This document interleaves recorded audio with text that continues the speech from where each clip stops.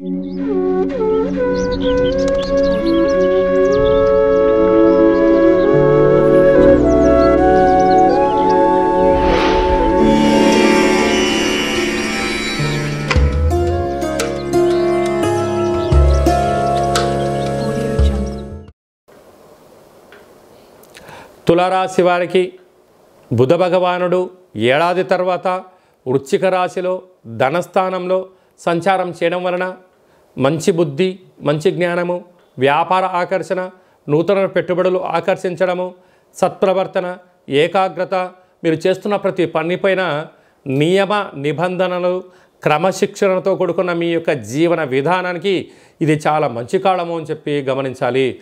కనుక మీరు నూతనంగా ఏదైనా పనులు ప్రారంభించాలి అనుకున్న కాల సమయంలో ప్రణాళికాబద్ధంగా కట్టుగా ఉంది, సరైనటువంటి ధనము మీ దగ్గర ఉంది అనుకున్నప్పుడు మీరు ప్రయాణం చేయడం ఉత్తమోత్తమం.